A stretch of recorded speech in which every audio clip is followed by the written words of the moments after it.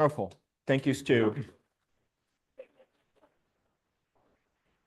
It's very difficult to moderate a conversation when you have, first of all, the president of your organization is such an amazing speaker like Stu, and you also have Michael Ratney and Ali Tolba, both who are extremely charismatic and very informative gentlemen. So I'm extremely happy to have both of them with us. And Ali, I know that you just jumped on a cab coming from the Kennedy Center from the US Saudi Business Forum, so I really appreciate that. Few things to say here. Stu and I went out for lunch a few months ago, and we were talking about the Middle East, and I told him, I'm kind of the creature of the new Middle East. And he said, what do you mean? I said, there's two Middle East. There's old Middle East, there's new Middle East. The old Middle East is basically captures all the headlines of the New York Times, the Washington Post. It's all the things that you know about, all the things that have defined the relationship between the United States and the Middle East for the past, I would say, 80 years. It's all about energy, it's all about security, it's all about conversations around normalization.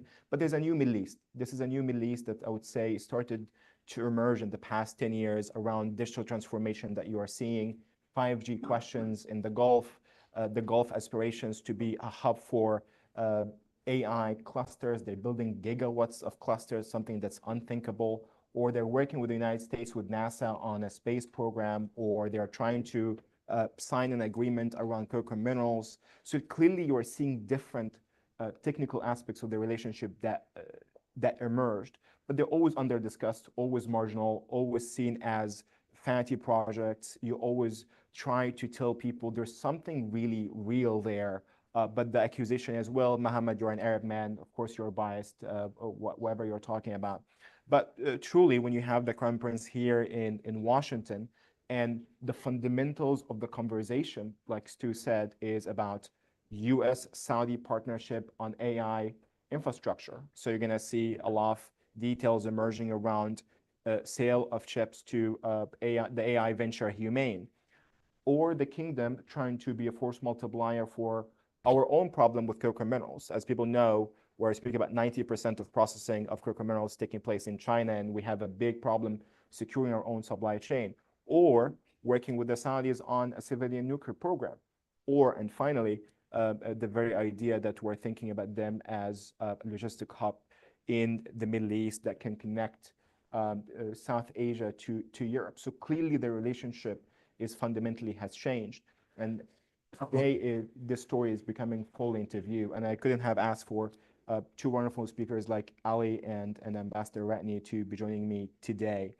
And with that, I have a few questions for both of them, just to make sure that the conversation started. After that, we'll open the conversation to the public. It's much more dynamic. I'm very happy to get your questions, even though I would really appreciate the questions about the new Middle East, the new Saudi relationship. And with that, I'm gonna go to the gentleman to my right, and Ambassador Ratney. First of all, welcome to MEI. Left. I'm sorry. You're left. Well, thank you for that. See, I have a 7-month-old baby, so I guess this is affecting me. Well, welcome to MEI. You are not to throw you off. You kind of did. You are our last man in Riyadh. You finished a fantastic tenure in Riyadh, and I want you to give us your helicopter view of where the relationship was when you arrived to Riyadh a few years ago, where the relationship is today. How do you see the trip in light of all these new announcements that we're seeing about technologies and critical minerals? Sure, that's a lot. I was lucky. I got to Saudi Arabia at the beginning of 2023, and I think the relationship had already reached a low point. So it's nothing better than to kind of take over an embassy at that point, because it can only get better. If you recall, the relationship in the Biden administration had its ups and downs. It was not great at the beginning. It was freighted with the kind of rhetoric from the electoral campaign from then candidate Biden regarding the Crown Prince, and a lot of baggage politically in the United States about the relationship with Saudi Arabia. It got better. The president actually visited Jeddah in 2022, and then it got worse again over a big blow up over oil production levels. And it was in that moment where the conversation started about how do we right this ship? You know, it's sort of a relationship in some sense that's too big to fail. And in there was the conversation about the possibility of a mutual defense treaty and Saudi normalization with Israel. It became very interesting, quiet, but very interesting. I got there just after that conversation had started. And it's interesting because for a lot of Saudis, that the U.S.-Saudi relationship is just, you know, it's part of their kind of DNA, especially that generation of Saudis that went to college in the United States. Their whole frame of reference is whether it's a political or commercial or security relationship, it's with the US. And by the time I got there and it was clear that things were getting better, I think both people around President Biden at the time and people around the Crown Prince were determined to make that happen. You talk to Saudis, especially of that generation that really knows us, and it was like, I joke, it was like their parents had decided to patch it up and not get a divorce. They were truly concerned that there was a fundamental rupture in the relationship, and they were incredibly relieved that that was not going to happen. Over the course of my tenure there, it seemed to get better and better. To be honest, there was never much warmth between President Biden and the Crown Prince. That was sort of a fact of life. But I think on both sides, there were a lot of pragmatic folks that saw the value of the relationship and saw a way to kind of chart a way forward, including something that could have been at the time quite path-breaking if it had worked out, which was this idea of Saudi-Israel normalization and a mutual defense treaty between the U.S. and Saudi Arabia. So it was getting better. By the end of the Biden administration, I think it was in a pretty good place. The Trump administration, I think, wasn't going to do anything, certainly nothing that would damage the relationship. If anything, and you kind of saw this on display yesterday, you add into that positive trajectory this almost exaggerated warmth in the relationship between President Trump and MBS. And you know, the Saudis were sort of showered with gifts in a sense between kind of military agreement and agreement on export of chips and so forth, 10 or 15 different MOUs that were signed. So you really have the sense that it's in an extremely good place right now. And that's good for us, right? And I know, and I had this sense because I was doing a lot of media interviews yesterday, and you can kind of tell from the tenor of questions that we would get that there are still a lot of concerns kind of more broadly once you get out of the Washington ecosystem about the substance of the relationship. But I have to say, my sense is like everything that's been happening has been good for the United States. Leave it to the Saudis to judge whether it's good for them. But I think whether it's broadening the commercial relationship beyond just defense and energy into things like high technology, strategic minerals, even other things that were never really a part of the relationship before, you know, technology, artificial intelligence, tourism and hospitality, art and culture, a whole range of things that were never really figured in to the U.S.-Saudi relationship now do. I think that's all for the good. I think having a partner like the Saudis, and to be honest, like the Emiratis and others that have the investable capital to help kind of deploy the technology of artificial intelligence at scale in a way that few other places do, I think that's good for U.S. tech. Having a willing and enthusiastic partner for the U.S. military, I think is good. Middle East is kind of no less complicated than it's ever been.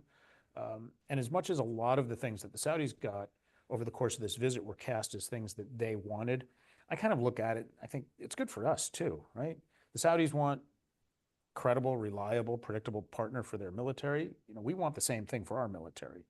The Saudis want reliable supplies of the most advanced chips.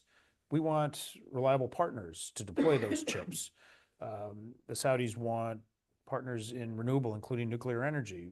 We also want those things. Like, it's good for our industry, it's good for our national security. So I think all pretty positive, I have to say. You know, the next period, we could talk a little bit about this. Saudi is still obviously extraordinarily dependent on oil revenue to kind of fuel all of this domestic transformation that they're in the midst of. Things, you know, you have oil in the mid-60s, it's probably not where they would like it to be. And so you see a bit of that in the slowdown in some of those mega projects that they've been undertaking and some of the other things where US companies have been bidding on tenders there. So there is a risk that even while they're trying to transition away from oil, they're still largely dependent on oil revenue. And so that creates risks for us. But I think all told, like, better that we be there with them working on this than sort of on the outside watching what they're doing. Building on that, we should give credit to the American commercial diplomats and companies during the low points of the U.S.-Saudi relationship. I would say I happen to be in Saudi Arabia, living there or between Washington and Jeddah, Saudi Arabia for 2 years. My wife was based there.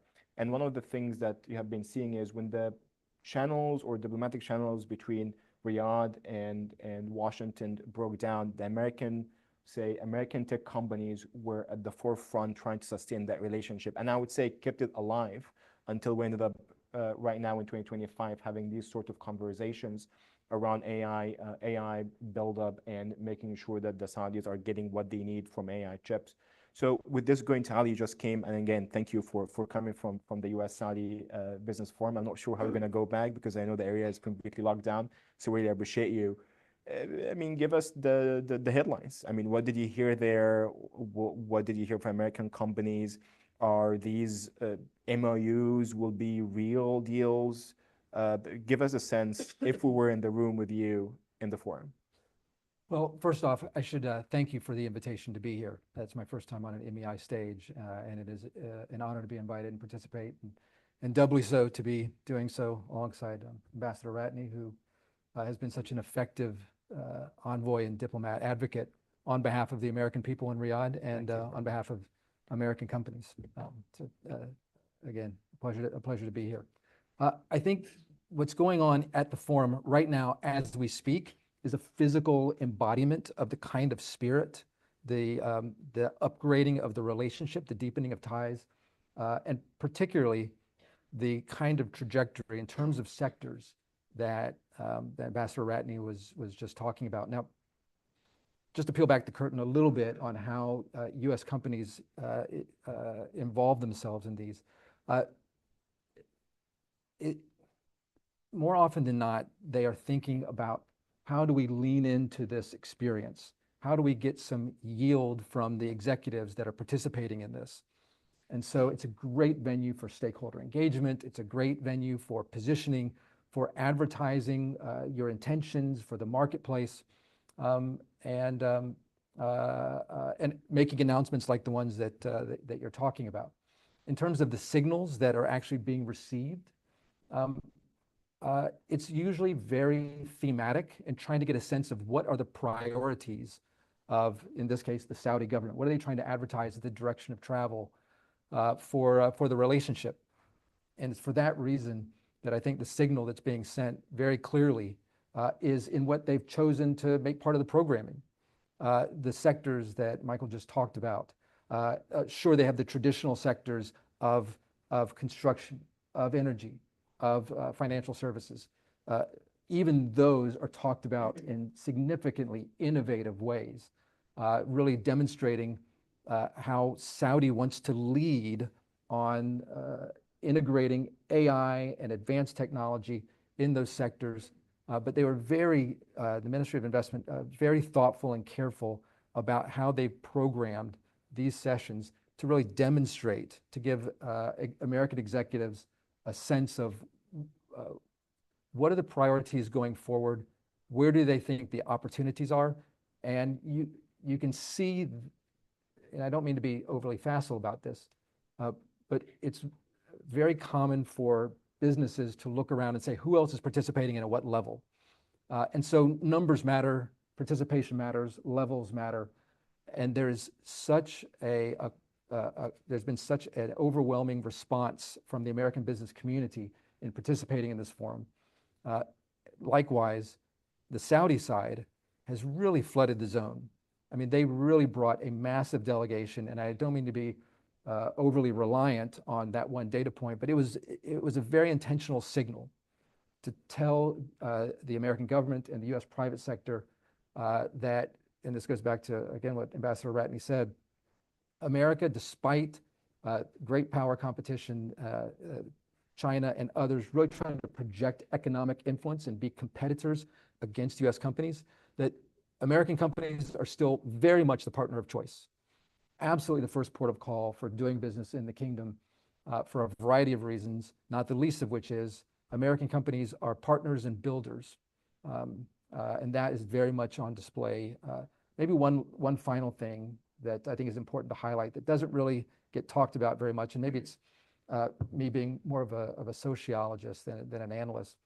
In the conversations that I've been having with members of the delegation, from mid-level to senior level over the last couple of days, it's really remarkable the level of enthusiasm and optimism, energy that they have for this visit, for the agenda, for the upgrade of the relationship, for the deliverables that were being announced both last night and broadly, and then much more specific today. Sure, some of that energy is simply because this is a phenomenal trip with a lot of pageantry. Sure, some of it is because of it's the United States, and if you accept what I just said about the U.S. being a partner, there is enthusiasm for the opportunities that are available, that are on offer if we can drive these partnerships forward. But it's pretty clear to me that it's a little bit more than that, that there's an additional element. And it's pride in the progress that's been made as a part of what's happened so far with Vision 2030. You don't need a trip to the United States to feel proud about what progress has already been made in economic and social transformation. Anybody that has been in Riyadh or in the kingdom lately in the last year or two really gets that sense in spades. But there's something about this visit here, the Crown Prince coming to the White House, having the visit with the president, and having the spate of announcements that I think really is a bit of an endorsement. I don't want to say a watershed event, but it's a mile marker where all of these folks, the officials who have been working so diligently, tirelessly for years, the Saudi people who have, a lot of the transformation has not been easy because of the structural reforms, the unwinding of subsidies, the addition of the VAT. It really is a checkpoint where I think that they're looking around and saying, we've accomplished something, and this is underscoring that and something to be celebrated. So before I speak about and ask you questions to both of you about specific industries, I want to still ask you a question about what were the industries that you focused on in your career as a commercial diplomat 10 years ago and in 2025? Like, what were the top 3 industries of interest for American companies in Saudi Arabia in 2015? And what are those industries in 2025? And tell us more about the gap. Well, I've got 2 reactions to that question. The first is to answer it very directly. The work that we did on behalf of U.S. companies 10 years ago, if you looked at it, I'm sure it ran the gamut. It would be what you would expect. It was financial services and insurance and energy and aerospace, defense, FMCG, fast-moving consumer goods, retail, and I could kind of go through the list. I think we're still doing a lot of that work today. I think that still forms a firm foundation. Of course, now getting to the answer, the first part of your question, we're working on advanced tech, all parts of the AI value chain. So that's infrastructure, that's data, that's chips, that's suppliers to the data centers, that's at the app layer, it's the hyperscalers. I think we've done work in each of those areas very, very recently. And you can say the same thing about biotech and innovative medicine, kind of cell and gene therapies that you wouldn't have thought would be, by finishing that sentence, I'll give away a little bit of what I want to kind of hammer on. Entertainment, doing a fair amount of entertainment work. And who would have thought that 10 years ago? So it's kind of what we were doing before, but in different incarnations and a lot of new sectors, which we could get into if we wanted to. But what I really wanted to, my reaction to your question is less about the sectors, and it's a bit more about, well, what we're actually doing, the problem set. What are these companies asking a strategic advisor to do? And that has changed even more fundamentally.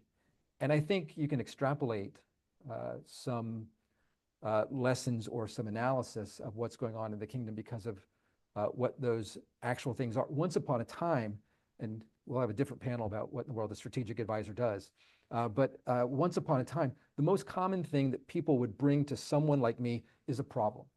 We're already in country, something has gone wrong. Can you help us think about how to correct it so that we can get back to alignment on whatever it is the issue is? That was the vast majority of what we work on in somewhere like the kingdom. That's changed. It's not so much about we have a problem, it's much more about, hey, there's an opportunity. We think that there's something to be done here that's meaningful to the company.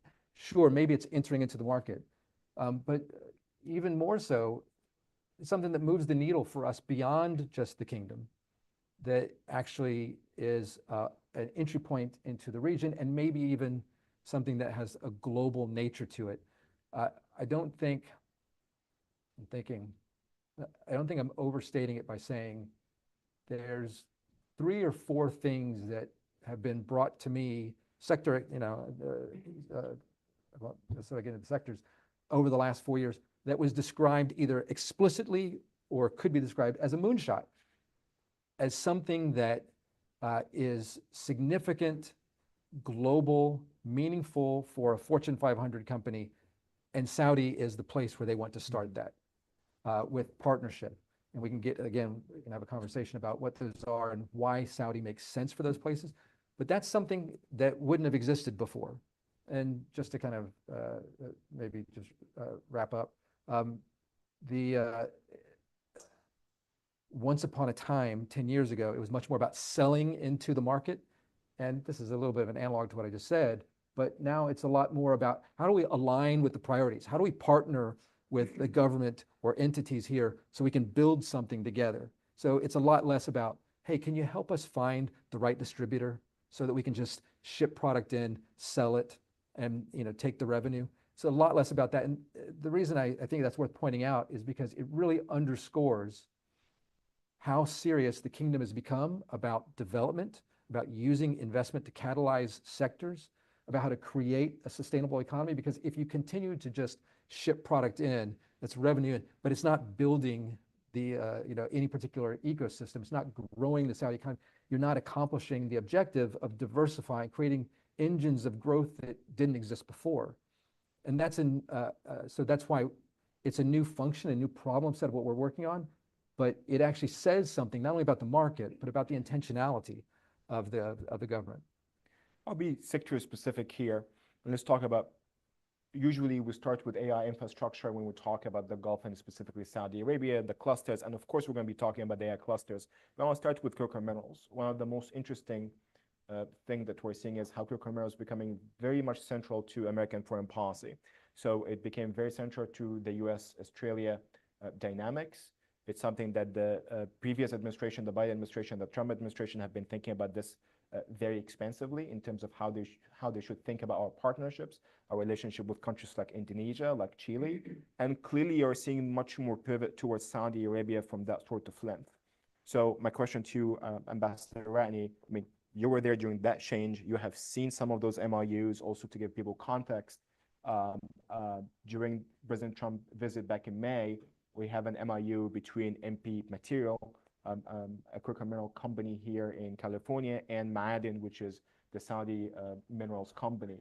So, I mean, give us the big picture. I mean, why Saudi is important in terms of critical minerals? What does it mean in terms of our needs in this sector?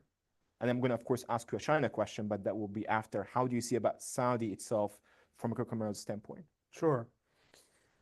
I guess one of the things that happens when you're a country with vast oil wealth and you're sort of wholly dependent on that as your natural resource is you don't develop other resources that you have. And there's 2 big ones that the Saudis themselves say they never developed. One is their human resources, and they're working on that. And the other is their mineral resources.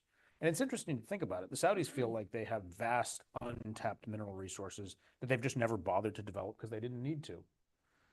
And you hear Saudis talk about minerals as sort of the next generation. If oil was their natural resource wealth of the first, 80 years, minerals is the future. And minerals will continue to be in demand even if there's a tapering off of demand for fossil fuels. So for them, it's this vast untapped wealth. And the more they look into it, and I take them at their word, the more they look into it, the more they have. Um, Uranium is the one that people think about because they've talked about it most frequently in terms of trying to develop a civil nuclear program, but they have vast mineral wealth in other areas as well, and they have ambitions to invest elsewhere in the world in development of mining and minerals. They started hosting, everybody knows Future Investment Initiative and that big conference. That big conference historically has been around investment sort of a lot of people go to that conference in order to get close to the PIF because they see that as a source of investable capital in the financial sector principally. They started also hosting a Future Minerals Forum, which in a way started out in a much more modest fashion, kind of around Saudi's own mineral ambitions. And it very quickly became a global conference, not just about Saudi Arabia, but about mining and minerals everywhere. And it became kind of a remarkable thing because it put Saudi Arabia, their own strategic minerals ambitions, at the center of what has become kind of a global obsession with this because of the link between minerals and tech. And so I think it positions Saudi extraordinarily well for this, both as a place where companies will want to invest in order to help them develop their own mineral resources, but also Saudi partnership globally in exploiting mineral resources elsewhere in the world. And just to cut to your China question, like that's absolutely a part of it. I don't think the Saudis would publicly want to cast it as somehow addressing our concerns about global competition with China, but it doesn't stop us from thinking in those terms. And certainly Africa is the most obvious example, right? The Chinese have extraordinarily predatory practices throughout Africa, extracting minerals and leaving often impoverishment in their wake. And the answer is, so who else is going to do that, right? These countries are poor and they're going to want a partner to help exploit their natural resources. If we and a country like Saudi Arabia could do that in place of the Chinese, better for us. It provides us with access to strategic minerals that fuel our own tech ambitions. It gives us a reliable partner, and it gives, frankly, the Africans a more credible partner than the Chinese. To build on that, so just a few numbers to give you a flavor about what we're dealing with when it comes to critical minerals. So China mines almost 65% of critical minerals and process almost 85% of critical minerals. And in response to our own export controls on chips, the Chinese replicated that model, you would argue, that they are imposing export controls on critical minerals or products that include Chinese mined or processed critical minerals. So clearly we're entered a situation where the chips for minerals dynamic between us and the Chinese. And of course, that was part of the big trade conversation between Beijing and Washington. And right now we have some sort of bandwidth in terms of timelines because we were able to reach an agreement, at least this administration was able to. But building on what Ambassador Rani said, how can you diversify? How can you look for countries that are willing to be that sort of hub in the middle for geographical reasons, for energy reasons, and for capital reasons, and clearly Saudi at the forefront. In 2014, they estimated that they have $1.2 trillion of critical minerals. In 2025, we're speaking about $2.5 trillion. This is based on new exploration, new surveys of the Saudi landscape. So clearly, this is a big issue for the Saudi leadership from political economy standpoint, from a cash flow standpoint. So I'm going to ask you about the second part of, or the second industry, which is AI. Since you already answered the China question, I'm going to ask you about AI. One of the main pillars of this new US-Saudi relationship is how Saudi Arabia could be a hub for compute as a service for other markets. Think about East Africa, South Asia, countries that frankly do not have the cash to fund the capital to build data center or the energy, or let alone the hyperscaler relationship to build that sort of enterprise layer. You have seen that. You have seen all these companies coming to you in Riyadh, asking for your support as a US ambassador. I mean, how feasible that is? Is this feasible? Is this real? And in a best case scenario, what does it mean for American tech policy? To me, what's stunning is how quickly this has emerged, right? I got there at the beginning of 2023. Saudi Arabia had tech ambitions. You didn't hear that much about artificial intelligence at that point. And then you heard only about artificial intelligence. It became, and you could tell at the leadership level, the #1 priority. And my sense is, with Mohammed bin Salman's visit to Washington this week, there's a lot of things he would like out of this visit. An agreement on reliable exports of the most advanced U.S. chip technology is probably #1. That's my sense. I think big U.S. companies, principally Google, Microsoft, AWS, and so forth, looked very quickly at a country like Saudi Arabia as a place that could deploy this technology at scale quickly. So they had investable capital and ambition. They had cheap energy. These data centers are extraordinarily hungry for energy. They had large swaths of relatively unregulated land on which you can build these data centers. They have a comparative advantage, to be sure. They and a few other countries, Kuwait does, the UAE, a few other countries, and U.S. companies were clearly keen to partner with them very quickly. The key is whether the Saudis or the hyperscalers that are building in Saudi Arabia can be deemed reliable partners such that the U.S. is prepared to export these chips on a regular basis. Now, I will tell you that the Biden administration in its sort of last year or so was struggling with this issue. Should we export the most advanced chips? To whom, under what circumstances, what sort of export control or use control regime needs to be in place? And they never got across the finish line by the end of the administration. The expectation was that the Trump administration would do it with a more sort of, I don't know, mercantilist approach to U.S. exports. But it's taken them a long time as well to get their mind around this, because you have some of the same internal debates about exports of these technologies. And you have the whole range of views. You have folks that feel like these are the crown jewels. If we export them, they fall into the hands of the Chinese and we lose our comparative advantage and we have potential security breaches. And there's others that argue, unless you find reliable partners that are able to deploy this technology at scale with US tech, it's going to drive the innovation in China that we're trying to compete against.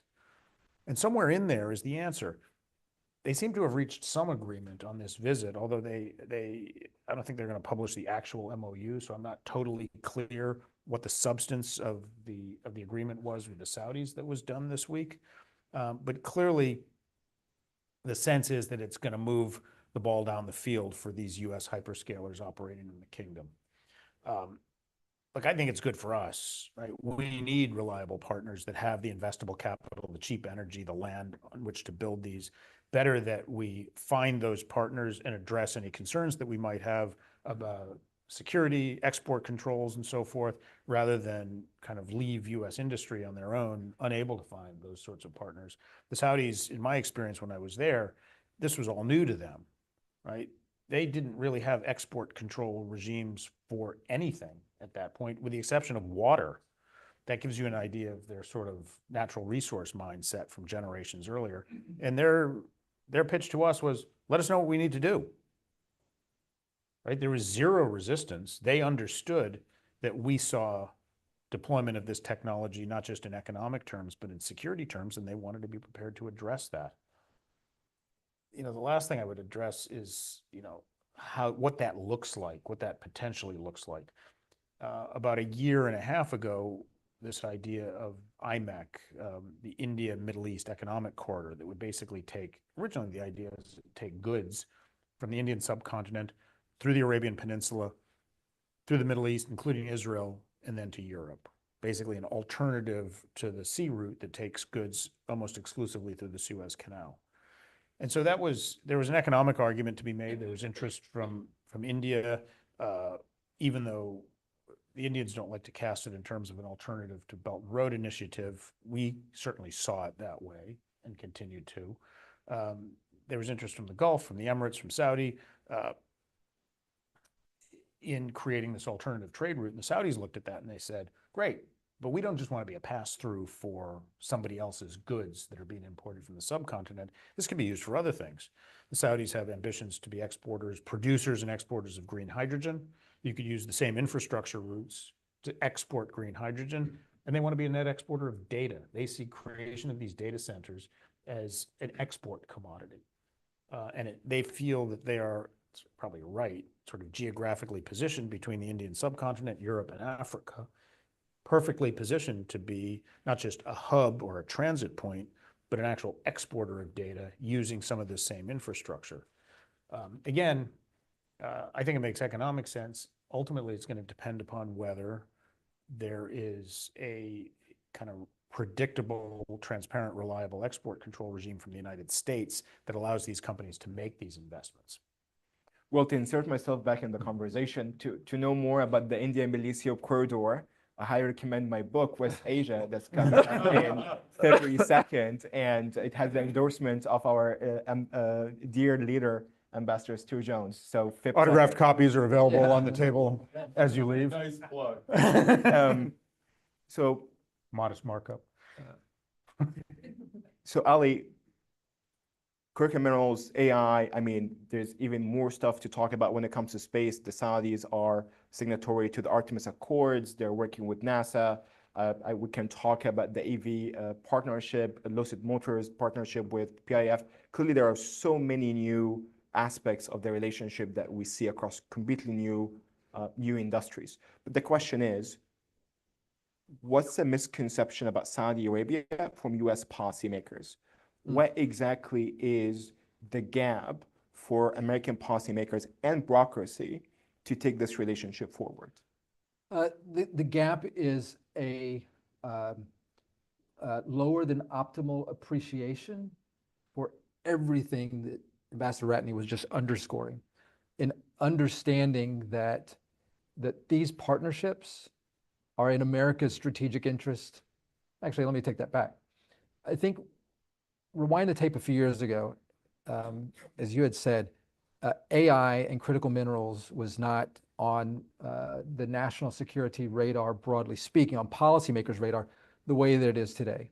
I think we are at a moment where clearly there is common appreciation on both of those sectors that on AI, the diffusion of and adoption, global adoption of the AI tech stack is in America's national security interest, and that building up the kind of supply chain on the rare earth critical minerals front is also imperative, partially because of its interplay with AI, and also because of the the weaponization from China.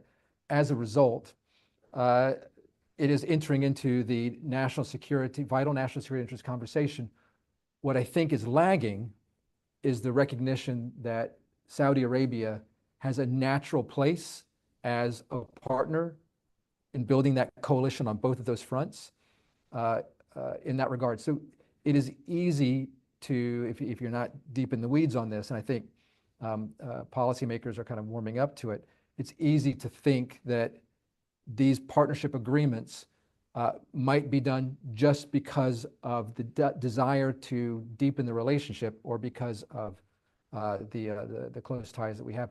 I think what's missing is the understanding that we absolutely need these kinds of partnerships, and that Saudi Arabia, because of its ability to deploy capital, its geographic position, its focus on extractive industries, on its cheap power, on the ability to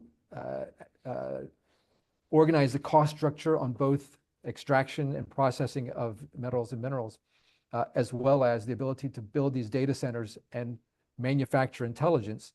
They have a comparative advantage. So for both of those reasons, not only is the partnership a natural one to establish, but it's one that has internal coherence and economic, not only viability, but sustainability. And I will just end on this. I was speaking with a member of the delegation about one of these areas, and they've been involved very much in the conversation. And this was exactly the question that they asked me. The White House and those leading the conversation on chips and on metals and minerals, they clearly understand this. Why doesn't more of Washington understand this? Because it has limited the amount of political space, and it has increased that's been available to them to actually drive these negotiations forward. and it has been a challenge. However, from what I understand from talking with the delegation, we have progress, specific progress and announcement on both of these fronts forthcoming in a couple of hours. That's great. So let's say we're going to be working with Saudi Arabia on AI infrastructure. They're going to be one of our main partners for critical minerals, equally important as Australia. Let's say we're going to be working with them on space exploration and try to bring Saudi cash flow into the U.S. economy. So what does it mean for the question of China? I mean, if you're going to be working with them on so many strategic industries that core to American foreign policy in the next 20 years, what does it mean in terms of the Saudi relationship with China? Is this going to be a constraint? Are we going to have guardrails? Is this going to be always a point of tension? Meaning, just to give people context, we have two issues that are extremely tied to China. The question of CVS, and there's the idea of clearing Saudi investment in American assets. And let's be frank here, no one really wants to buy old legacy assets from the 20th century. People are interested in chip designing companies and new technologies. And the second thing is you have to work with the interagency process, specifically with commerce around chip sale to the kingdom. And like Ambassador Rani said, this is not like a one-time sale. This is we're going to be negotiating deal after deal to implement every part of it. So what does it mean? Walk us through that. You were the ambassador in Riyadh. You managed some of those aspects. I mean, thinking about America's competition with China is a global issue. Every diplomat at every U.S. embassy all over the world is charged with thinking about that, no less in a place like the Kingdom of Saudi Arabia. The Chinese have ambitions in the Gulf region, to be sure, just like we do. And we have to think in a pretty clear-eyed sense about what that means for us. You know, talking to Saudis, it's pretty clear we can't begrudge them a strong commercial relationship with the Chinese. China is their largest purchaser of oil, major customer.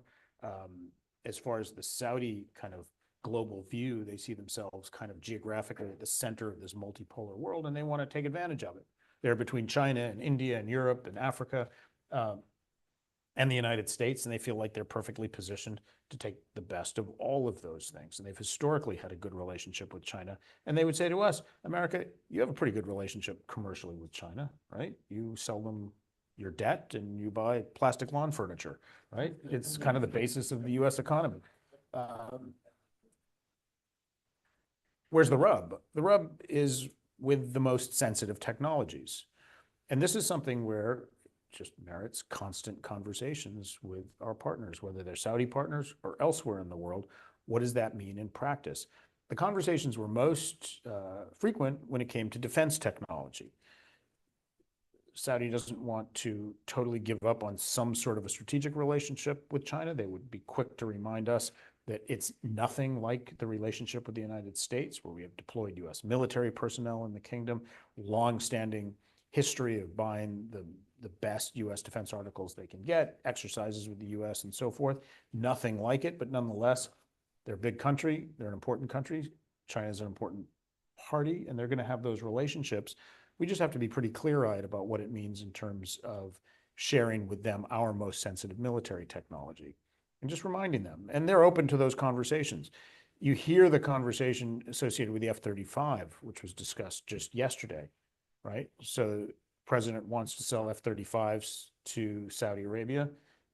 It would be a major sale for Lockheed Martin and all the other companies that participate in that production. What's the criticism? The criticism is it could expose the most sensitive US technology to leakage into China. You have a country like Saudi that says, okay, tell us what we need to do. Like, how do we avoid that? It's not like we don't have time, given the lead time to produce these things. And it's not like you don't have a willing partner on the part of the Saudis to try to address some of those concerns. The same with AI. You know, the concerns tend to be if we sell the most advanced chips to Saudi Arabia, who uses them, what export controls are in place. The Saudi view is, tell us what we need to do. You got time. With AI, you have much less time than an F-35 because the timeline for these data centers is now, not 5 or 10 years from now. And so, in a sense, a country like Saudi Arabia is never going to want to publicly articulate the reason they're doing these things in terms of America's concerns about China, because they feel like they have to maintain a relationship with them. But what they'll tell us is they understand America has concerns about China. And that might involve them disentangling themselves in terms of some tech or some contractual arrangements that they've gotten in order to satisfy those. Because the thing that I think sometimes a lot of policymakers don't understand, and even a lot of business leaders in the US, is the degree to which the Saudis want to anchor their commercial ambitions in the United States. They want to anchor their defense and security concerns in the United States. They understand that there's other partners. They understand they're in this multipolar world, but far and away, whether it's because of an kind of educational experience here or a kind of social affinity for the US, that's where they want to be. And it means we have an opportunity to help address those concerns before someone else comes along and tells them they've got a better deal. This is a warning. I'm going to ask Ali one final question, and I'm going to open it to all of you. So be ready, raise your hand, and my colleagues will make sure to give you the mic. So Ali, a lot of MOUs.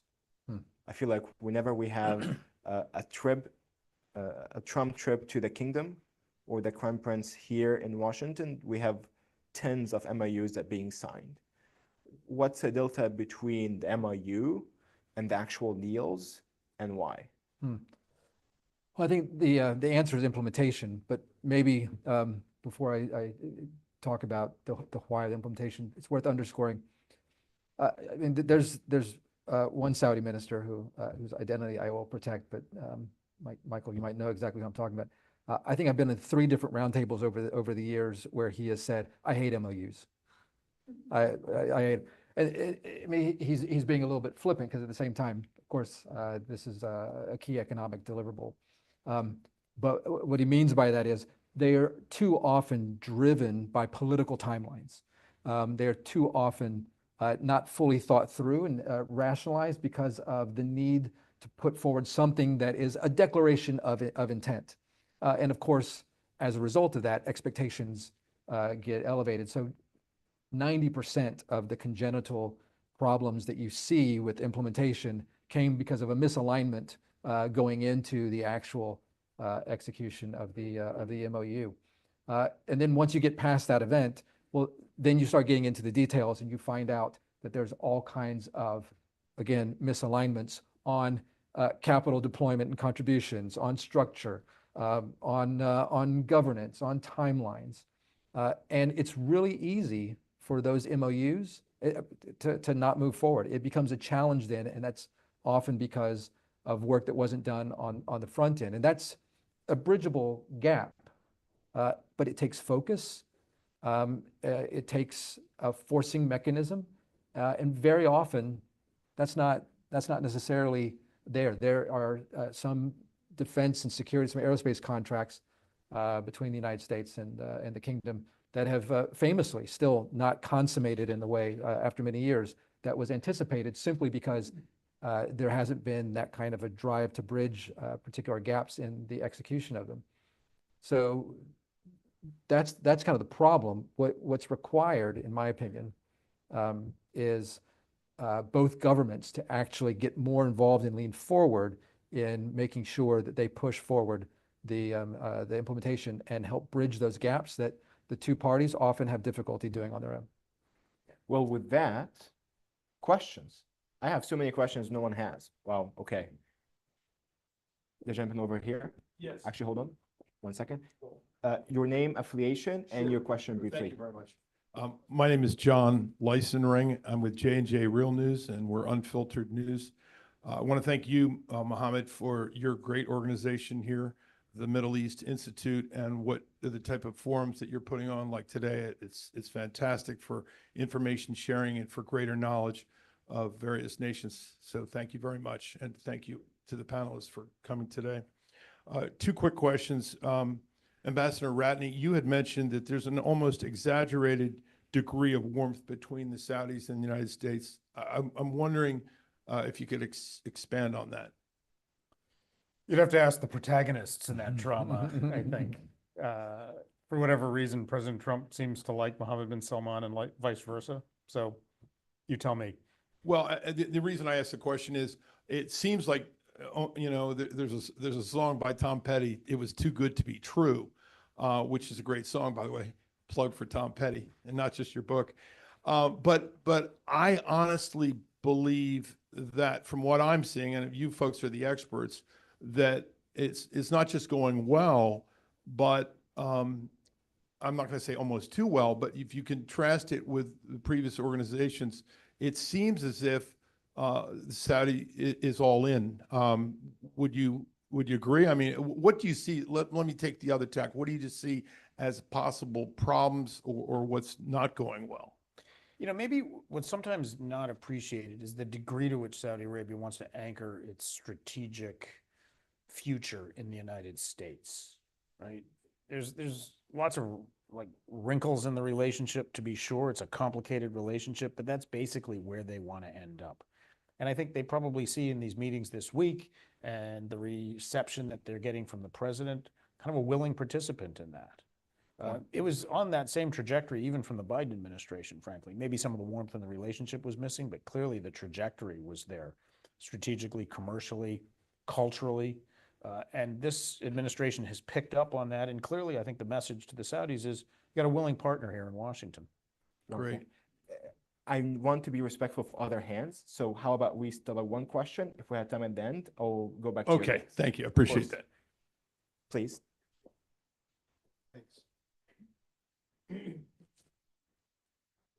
Thank you. Sam Dagger with Bloomberg News. Obviously, a lot of pomp and circumstance and warm feelings during the visit of the Crown Prince, and obviously a lot of big aspirations in the U.S.-Saudi relationship. But it seems like implementing many of the MOUs and frameworks and even the cooperation agreement on defense, nuclear, AI, all the other things were announced yesterday into something more concrete. I mean, the implementation you just talked about, that would actually endure past this administration even, right? Has gotten a lot more complicated because, I mean, we have the spotlight back on the Khashoggi affair. We have the human rights record again being talked about. I mean, that was like on the front pages of all the major dailies today. Obviously, we had the photos, but then the headlines said something else. And Israel and its allies here in the U.S. Have deep concerns, I mean, over what they see as big concessions are being made by the Trump administration to the Crown Prince. And even the Crown Prince's, you know, what the Crown Prince would want to give Trump in return for this relationship, normalization with Israel and joining the Abraham Accords, has gotten even a lot more complicated. Even before the Crown Prince arrived in D.C., you had Netanyahu come out and say, no way, no Palestinian statehood, not even a pathway to Palestinian statehood. I mean, that's what the Saudis want, an irreversible pathway, and they see it through the Gaza peace plan. So how do you see all of that? I mean, obviously, to Ambassador Ratney and Ali as well. Thank you. You want to take it first? You go first. By Uh, all means. Well, first off, Sam, good to see you again after Manama. You didn't ask that one in Manama. I mean, a couple of thoughts come to mind. First off, there is a fundamental strategic alignment between the national security interests of the United States, both the traditional ones and the ones that are evolving that we've talked about, and the direction that Saudi Arabia wants to go, and how MBS views both his country and the region. And I'll go so far as to say the way that Israel, generally speaking, sees the region as well, which is why for quite some time behind the curtains, there has been an immense openness to that normalization process. I don't think that any of recent events and recent political volatility or some of the things that you raised call any of that into question. I think you still have that kind of fundamental strategic alignment. And the Crown Prince's visit here, I think, is meant to underscore and hopefully advance, solidify a fair amount of that alignment and really bring it out on the front of the stage, as opposed to being something that's been working in the background for just for a little while. On the human rights question, obviously, there's been a dissonance between the United States and Saudi on their human rights record, but Saudi would say that they've made immense progress on a number of fronts. Of course, female inclusion and women's empowerment, of course, on immigrant rights and worker rights, which they are incredibly focused on making additional improvements on, because they understand that with the Expo coming and with World Cup coming, that there's going to be even greater scrutiny on that question. Well, I'll stop maybe with those two. What else did I forget and leave out from the question? Oh, I'm sorry, on the MOUs, on the details on the MOUs. If we had only the announcements that we had yesterday, then I would say there's what we have is a statement of intentionality and a direction of travel, and now comes nothing but a vast universe of questions and work to be done on implementation and actually operationalizing them. But even today, I've been advised that there's a lot more work that has been done on specifics. Some of it was announced yesterday, and we've got specifics on a number of fronts, particularly on minerals, particularly on AI. I think the president probably went about as far as he's going to go on F-35 yesterday, but I've been told that there are more announcements coming, and even beyond what's being announced, there's a lot of good progress that represents forward movement and working towards specifics on all these fronts. Ambassador Redney, anything to add? Just, you asked about the longevity of these agreements, right? We live in a political world, right? So you do what's possible. I think Saudi Arabia obviously would like a mutual defense treaty. That's something that would require Senate ratification. That's probably not going to happen outside kind of the grand deal involving normalization, which isn't in the cards right now. Absent that, what do? You try to find the best possible agreement within the power of the administration to execute, and it lasts as long as it lasts. Some of these things, including technology, it's impossible to say how long these agreements will be valid, because you don't know how long the technology itself is going to be valid. So you do what you can, I think, and then you step back and you look at the trajectory of the relationship, and it's been consistently better from about the midway point of the Biden administration, certainly through to now, and there's no reason to think it's not going to continue in that direction. Wonderful. One question to one speaker. Please be brief as much as possible. Over there. Wait for the mic.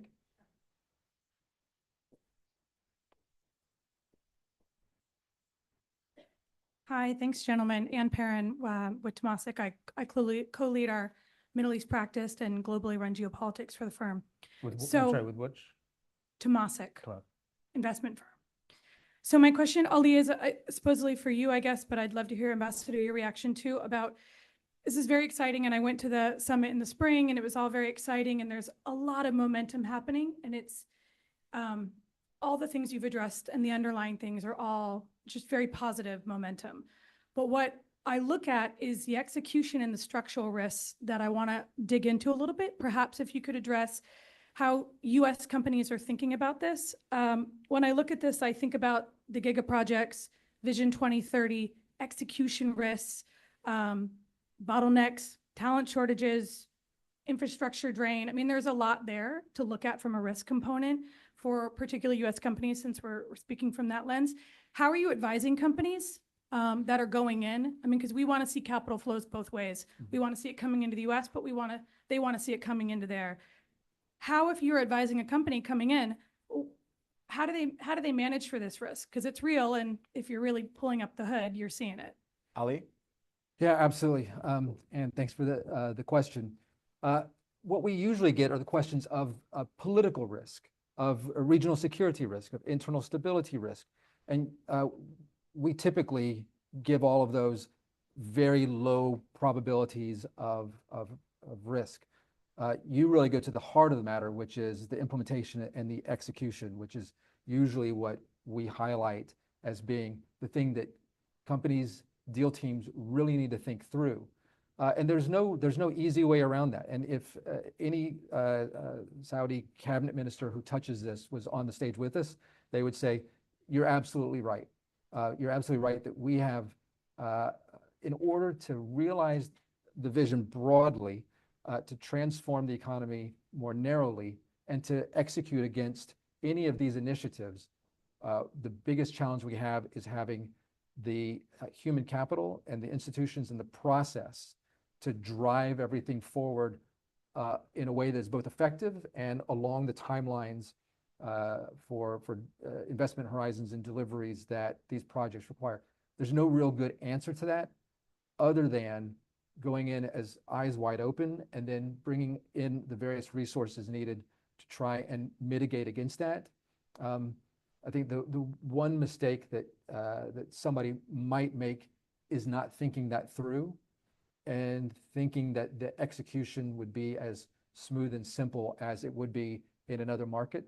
The kingdom, again, is working on creating a more talented professional workforce. They've made immense strides in that regard, but they would be the first people to say that they still have a lot of gap to make up there, and that's why they're focused so much on education, workforce training, and finding ways to supplement and partner, supplement that effort and partner with countries like the United States that come in with operational excellence and train up the people so that they can be more capable going forward. Over there. One question, one speaker, brief. Actually, one question, but about two issues, Emirates and Syria and Saudi Arabia. Now, Washington keen to calibrate its relation with Saudi Arabia and Israel.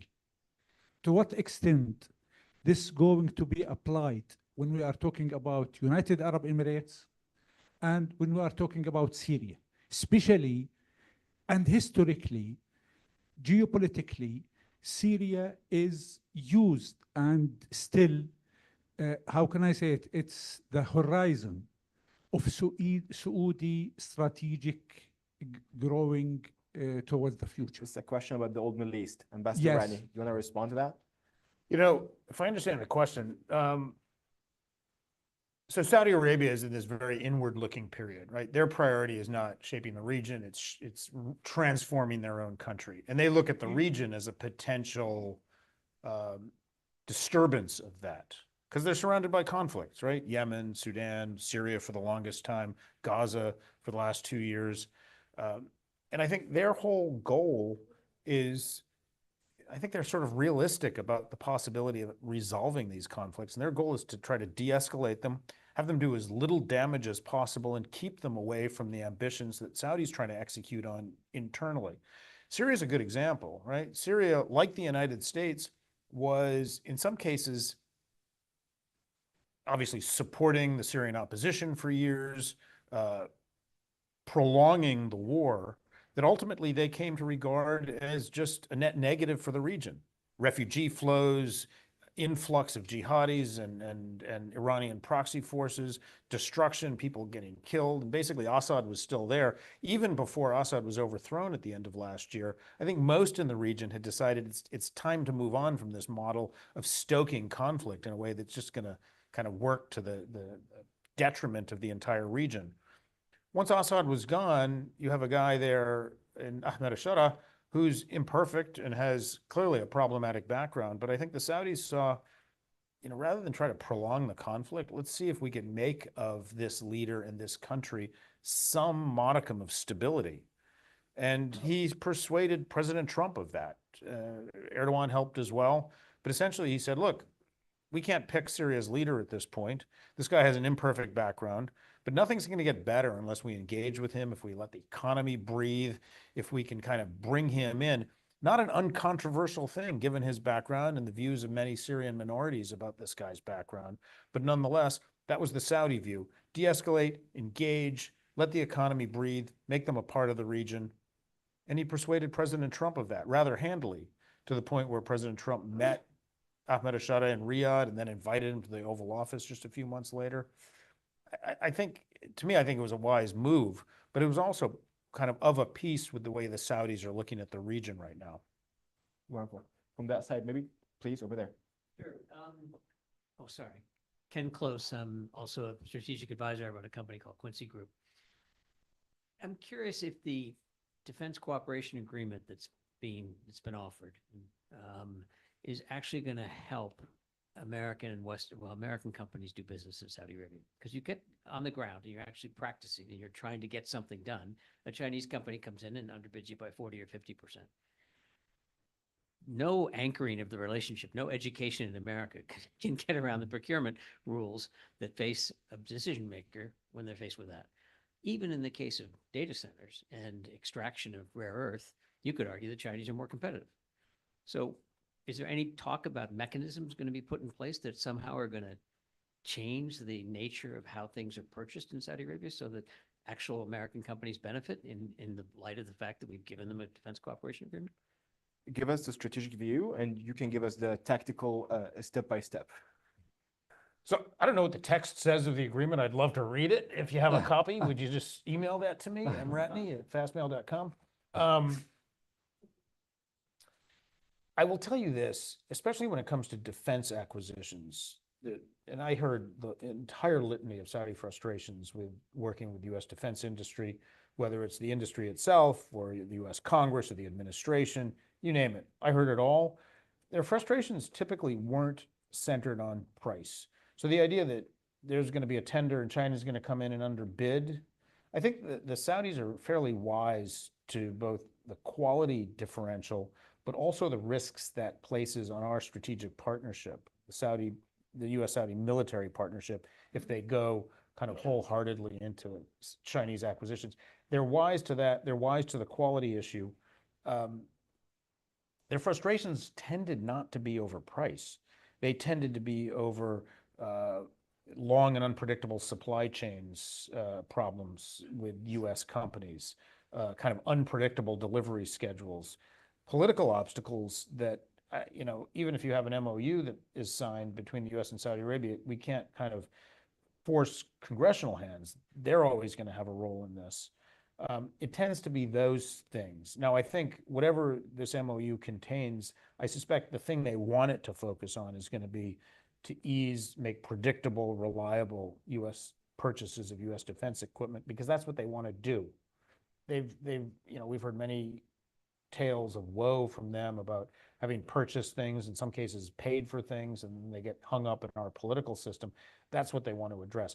I'm curious how an MOU addresses that, because there's certain things that an administration can address about the way we administer the FMS program, for example, but that doesn't change the challenges that U.S. industry has with supply chains and production schedules, and it doesn't really change the role of Congress. But nonetheless, I think it has much more to do with those issues than it does simply with competing on price. Mr. Tolba? 30 seconds on top of that. Ken, great to see you. When I first started doing this 20 years ago, Ken was the person who I respected and admired and wanted to listen to. So thank you for being here. Maybe two very quick things. I was in a conversation with a royal court official not too long ago, and they wanted to just paint in very primary colors exactly what Ambassador Ratney just said. Listen, when it comes to things that are qualitatively important, such as some of the platforms that I presume you're alluding to, the United States is far and away our partner of choice and who we want to be working with. I will go so far as to say I was talking to somebody in the biotech leader that said the exact same thing, and we were talking about maybe the difference between some of the choices that were made during COVID and Saudi's early adoption of U.S. technology, I can call the vaccine U.S. technology, and how that just reinforced the belief in U.S. innovation and how they wanted to be tied to the United States in anything that had to do with that kind of national security components. And the fact that the defense agreement, for whatever its particulars, is really reaffirming the relationship with the United States, I think is a codification of the red lines that we have been signaling that Saudi Arabia needs to be mindful of when it comes to particular security defense procurements, when it comes to our competitors. Maybe the last thing that I'll say was I was really hoping not to get this question because there's a phrase in the statement from last night that I read way too late and was too bleary-eyed, but I couldn't help but notice that it said and set up a mechanism to help U.S. defense companies to actually sell and operate into the kingdom. I'm paraphrasing, but said something like that. And the tactical part of me looked at it and said, exactly what you just asked. What might that be? I mean, that's a clear recognition that this remains a gap and a determination to start leaning in on behalf of the U.S. government and trying to fill that gap. I'm hoping that the answer to your question is in the implementation of that phrase.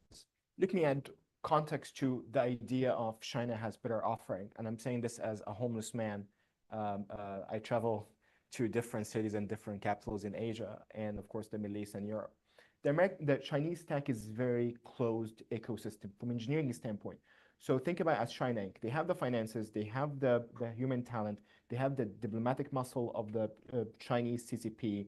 And on top of that, it's always Chinese companies doing all the work. So if you are a country like Saudi Arabia or UAE or Indonesia even, the idea that you'll be part of a Chinese offering or integrate your own, elevate your ecosystem as a partner to China is still not there yet. This being said, China has what I call the scale advantage. We have a scale problem. We cannot really produce anything at scale. It could be great chip design, but good luck trying to produce at scale because we have a scale problem. You see this in EVs, you see this in solar panels. This is not China's problem. China's problem is it's a very closed system that if you are a Turkey or Indonesia or Saudi Arabia, integrating yourself in that offering is still tough. On critical minerals, you can be a capital partner. You can be a mining, you can be a processing hub for as a third partner of the United States and a certain country in Africa. On compute, you can basically bring Microsoft or Google or AWS and be a co-locator and a hub for compute as a service. With China, it's how he is going to go set up a data center. It is going to be a Chinese, mining sector fully integrated. So it's very hard for me today to see China playing this role that America is good at, which is we're partners, we can create a role for you that elevates your ecosystem. So there's something to keep in mind. It's not only because America has this lasting relationship, but it's also optimal to work together on some of those technologies.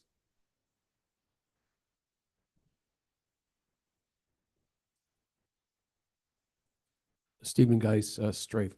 In terms of regional security, one country that you didn't mention, I think the Houthis are not a normal actor. And I think the Houthis probably will require intervention, military intervention. Do you foresee Saudi Arabia and the United States at all getting involved in that sort of a cooperation? Yeah, we have, right? Yeah. On two separate occasions. One, an extensive period in which we were supporting the Saudi-led coalition. That ended with U.S. concerns about civilian casualties, left the Houthis essentially intact. The Saudis sort of, that was the period where they kind of shifted their approach and just started trying to de-escalate these conflicts rather than doing anything that might perpetuate them. That embarked their diplomatic initiative, which was at least de-escalating. It wasn't resolving the problem. It wasn't eliminating the Houthis as a threat, but it was starting to address the threat that it posed to Saudi Arabia. Then after October 7th, it started again, and it became essentially intolerable, right? The Houthis were there targeting commercial shipping. It was having a demonstrable effect on insurance rates for commercial shipping. It was increasing shipping times. Cargo wasn't going through the Suez Canal. It was going around the Horn of Africa.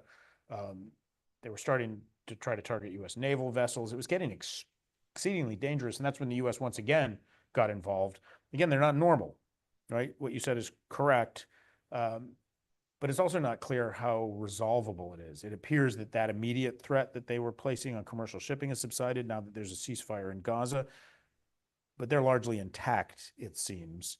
And how they're going to be addressed in the long run is a good question. I suspect the Saudi view is going to be, in the long run, they'd rather have some other government there.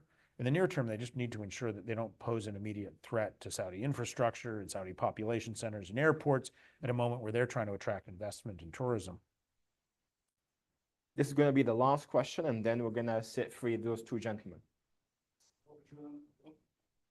Oliver John, this is for Master Ratney.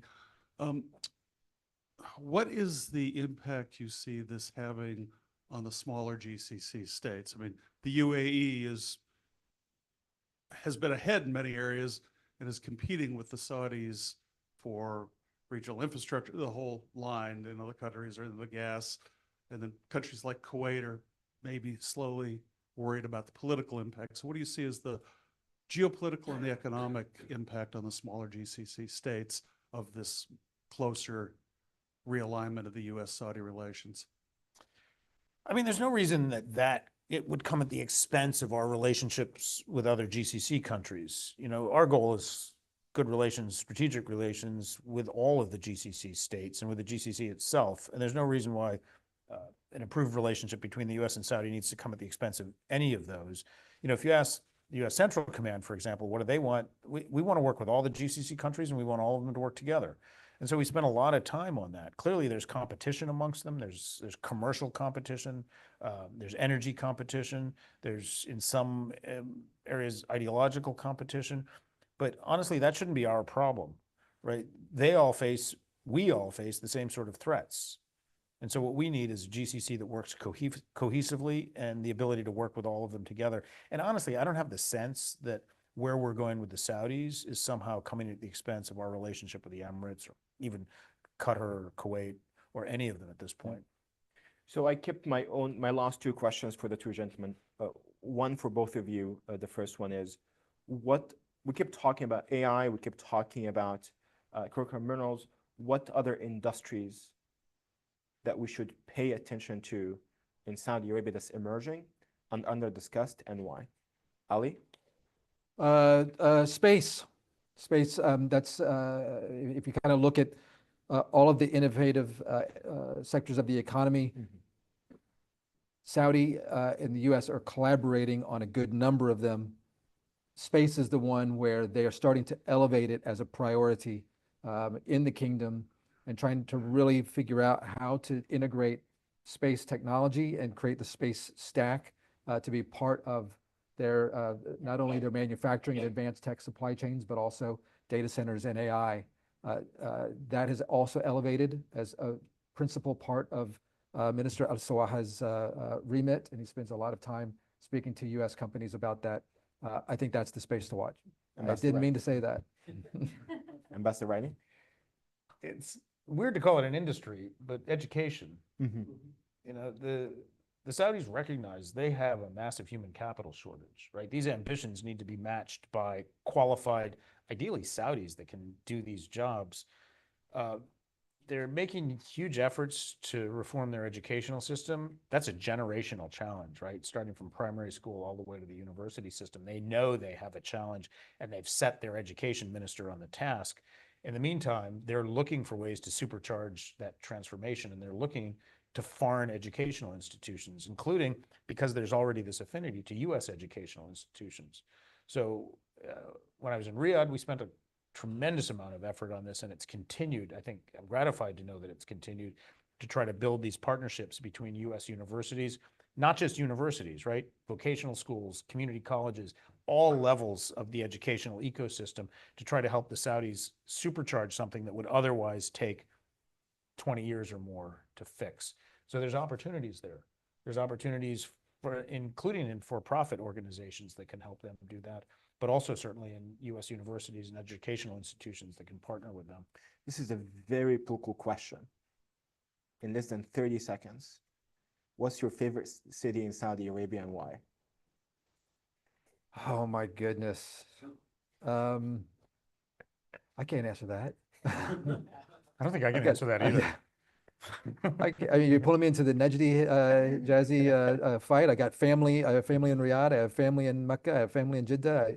One of those three. All of those three equally. Yeah, that's tough. Okay. So how about this question? So the last question I always end our panels on is, what's your favorite book and why, and that you recommend to our audience here? So there's a great book by a former Foreign Service officer named Dave Rundell called Vision or Mirage. He wrote it about 6 or 7 years ago, and I think he's doing an update now. And it's interesting. It's he told me at one point he wrote it as a guidebook for the next U.S. ambassador, which happened to be me. And it walks through all of the sort of divisions of Saudi society, right? You know, the business families, the royal family, the religious hierarchy, the tribes, kind of all these various elements and how it plays historically and how it is embracing these changes that are taking place right now. It's just an extremely clear guide to the country. Do you mean in the world, or do you mean focused on Saudi Arabia to understand the country? Both. I'm going to give you a cheeky answer on the what to read to understand Saudi Arabia. And it's overly cheeky, but I would say Steve Jobs by Walter Isaacson. And the reason that I give such a strange answer is because when people try to they think about, who does the Crown Prince see himself as? What does he want to achieve in this world? Which leader is he modeling himself after? And of course, the temptation is to make an analogy to some political leader of some sort. He doesn't see himself that way. He sees himself as an absolutely transformational figure, not just for the kingdom, but for the kingdom's ability to influence the global economy. He sees himself as an innovator, a la Steve Jobs, more than any particular leader. Excellent insight. Well, on this note, first of all, I want to thank MEI leadership, Ambassador Jones. I want to thank the MEI staff, Maheen and Zaina, and everyone who worked on this event. This event wouldn't have been here without them. My colleagues, Matilda and Raquel, who have been a great help to me. And of course, to Ambassador Ratney and Mr. Tolba for your time. I really appreciate your insights. That was an excellent conversation. And the very day we're having this on the second day of the MBS visit means a lot to us. And clearly that was fantastic. And for you, thank you for being here in the room with us. Thank you.